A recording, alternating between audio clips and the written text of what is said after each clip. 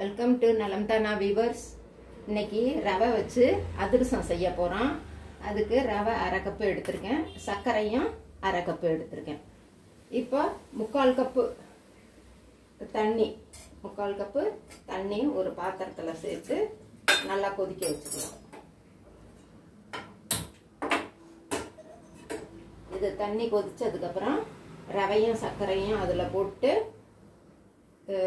ஒரு சிட்டிகை உப்பு போட்டுடலாம்.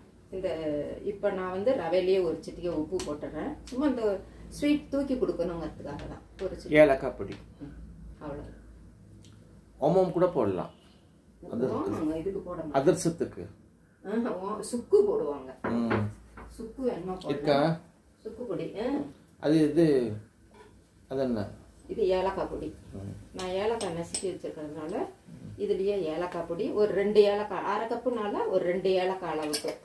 அந்த சர்க்கரை போட்டு அரைச்சி வச்சிருக்கிறதுனால கொஞ்சம் குவான்டிட்டி கூட இருக்காப்புல இருக்கும். ஆனா 2 ஏலக்காயோட சுத்து சுக்கு பொடி போடலாமா? ஓ, வெல்லம் போடுற சாமானுக்கு சுக்கு பொடி போடுவாங்க. முக்கியமா அப்படிதான் செய்வாங்க. வெல்லம் போடுறது சாமானுக்கு. பொதுவா அதிரசத்துக்கு நம்ம வெல்லம் போடுறதுனால, அரிசி இருக்கிறது இது ரவை இருக்கிறதுனால போடலாம். கொஞ்சமா அதுவும் கலந்துக்கிறேன். தனி கோச்சு வச்சுங்களா?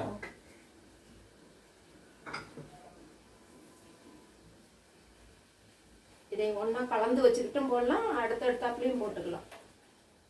போட்டுக்கலாம். ரவை போட்டாச்சு, சர்க்கரையும் போட்டுக்கலாம். ரவையும் சர்க்கரையும் ஈக்குவல் ரேஷியோ. தண்ணி ஒரு 1/4 பாகம் கூட வச்சு இதை கிளறி விட்டுக்கிட்டே இருக்கணும். கட்டி இல்லாமல் கிளறிட்டு நல்லா கெட்டி ஆனதுக்கப்புறம் ஆஃப் பண்ணிட வேண்டியது. இதில் ஒரு 2 ஸ்பூன் நெய் ஊற்றிக்கணும்.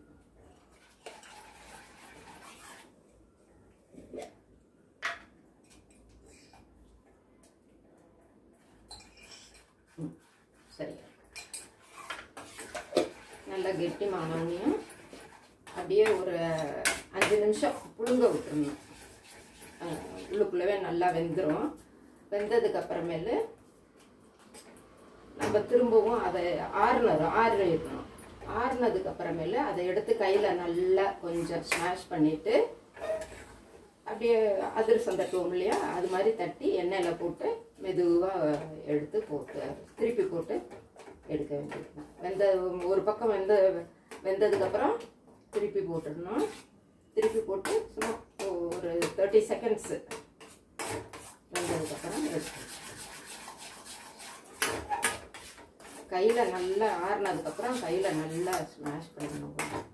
அதுதான் முக்கியம். அதுல பிசையணும், கையில தட்டில் கொட்டி பிசையணும். 80 to 90% தான் ரவா இதில் வேகும். நம்ம வத்த ரவா போட்டிருக்கோம்.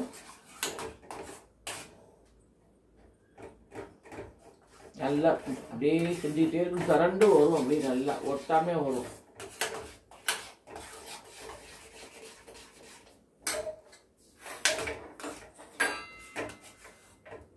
ஓரக்குறையில் இதை எடுத்துட்டு நல்லா கிண்டிகிட்டே இருக்கணும். அப்படி கட்டி விடாம கட்டியும் உடச்சி விட்டுட்டு, அப்படி கட்டி வராம இருக்கிறதுக்காக தான் ஒரு பாத்திரத்துல சர்க்கரையும் ரவையும் ஒன்னா கலந்து போட்டுக்கலாம். அப்படி போட்டோம்னா கரையாது. ஏன்னா சர்க்கரை பக்கத்துல வர்றதுனால இப்பயே ஒன்றும் கட்டிக்கல. நம்ம இப்படியும் ஸ்மாஷ் பண்ணிக்கலாம். அதனால சின்ன சின்னதுதான் வரும். வந்தா கூட நசுக்கி விட்டோம்னா கரைஞ்சிரும். நல்லா வேகணும்.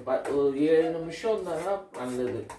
7 to 8 நிமிஷம் இருக்கணும். அப்போதான் சிம்மிலேயே நம்ம வச்சு இப்பயே பாருங்க திறந்து வருது. வாசனை நெய் வாசனை கம்முன்னு வருது. இதுல இன்னும் கொஞ்சம் பால் ஊற்றுறோம்னா கேசரி ஆயிடும். கேசரி செய்யற மாதிரியே தான் அது. ஆனால் நம்ம இது நல்லா பிசைஞ்சு பாருங்க. நல்லா அவங்களால அப்படி செய்ய முடியல. அதனால நான் செஞ்சுட்டு வந்துட்டேன்.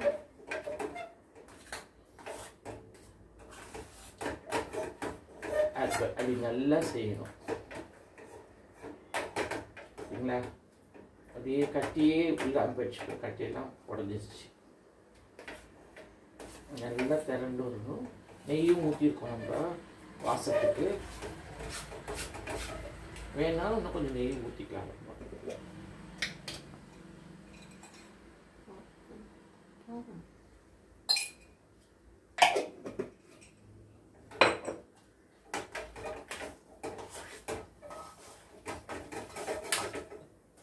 இது ஆயிடுச்சுங்கிறதுக்கு அது வந்து திரண்டு பாருங்க.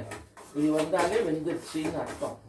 ஒட்டாமல் எல்லாருக்கும் கரெக்டாக வந்துருச்சுன்னா அப்படின்னாலே நான் வந்து ரெடி ஆயிடுச்சு அப்படிங்கிறதுக்கு அறிகுறி.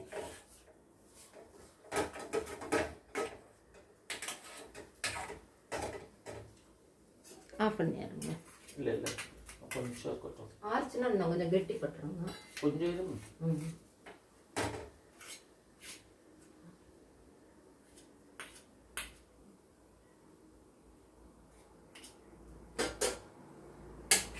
பாருங்க நல்லா கலந்து விட்டுருக்கோம். இந்த சிம்மிலேயே வச்சு சேர்த்து நல்லா வருது.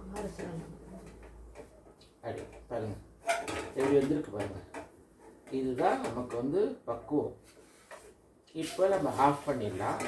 ஆஃப் பண்ணிவிட்டு ஒரு தட்டில் இல்லாட்டி இந்த ஃப்ளோரிங்கில் வந்து நல்லா இது பண்ணிக்கலாம். இப்போ ஒரு 10 நிமிஷம் இதுலேயே புழுங்கணும். ஆஃப் பண்ணிட்டோம், இதுலேயே புழுங்கணும்.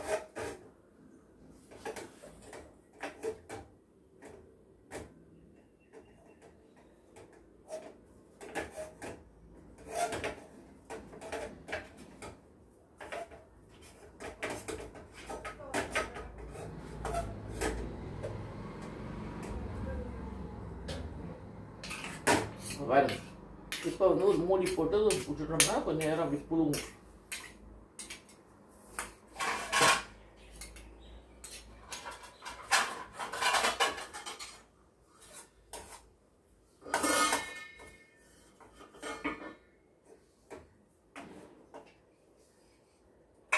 புழுங்க விட்டுட்டோம்னா அப்புறம் கொஞ்சம் ஒரு 10 நிமிஷம் கழிச்சு நம்ம எடுத்து நல்லா கையிலேயே பிசையணும். பிசைஞ்சிட்டு உருண்டையாக உருட்டி அப்படி தட்டி இலையில போட்டு எடுக்க வேண்டியதுதான்.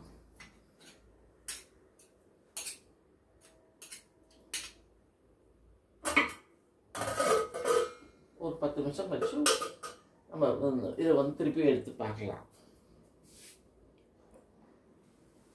இப்படி பாருங்க, இப்படி நல்லா பிசைஞ்சாச்சு, இந்த மாதிரி தட்டியாச்சு. இப்போ இதை இப்படி போட்டுற வேண்டியதுதான். அப்படி எவ்வளோ நல்லா வருது பாருங்க. பிசைறது தான் இருக்குது.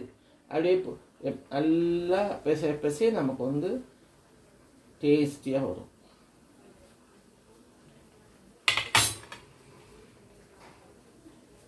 சிம்மில் தான் விடணும், சிம்மில் தான் வேகணும்.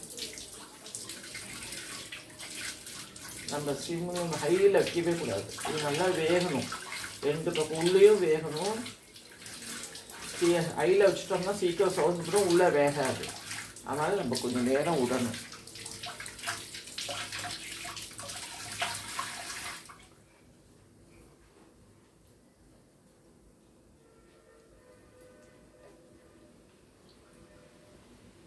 சிம்மில் இருக்கட்டும்.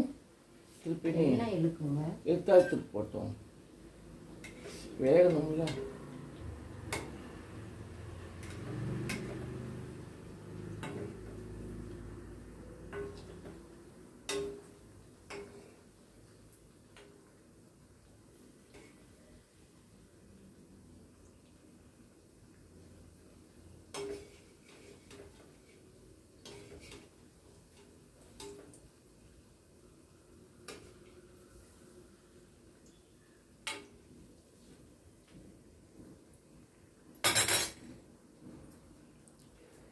நல்லா அப்படியே முருகுற ரெட்டிஷாக வரணும்.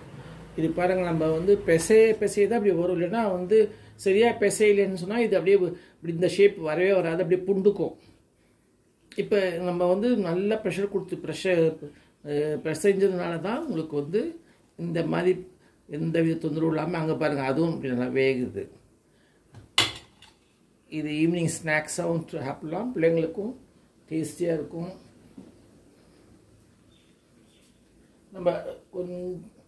நம்ம வேக விடுறது வந்து டைம் கன்சம்ஷன் ஆனாலும் கொஞ்சம் நம்ம பொறுமையாக செஞ்சோம்னா நல்லா நீட்டாக வரும்.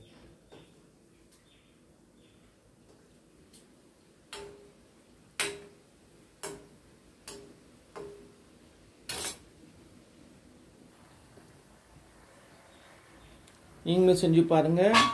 இந்த பாருங்கள் சூப்பராக வந்திருக்கு பாருங்கள். நலந்தானா சேனலுக்கு சப்ஸ்கிரைப் பண்ணுங்கள், பெல் பட்டனை அமைக்கிடுங்க. பாய். வேறொரு வீடியோவில் சந்திக்கிறோம்.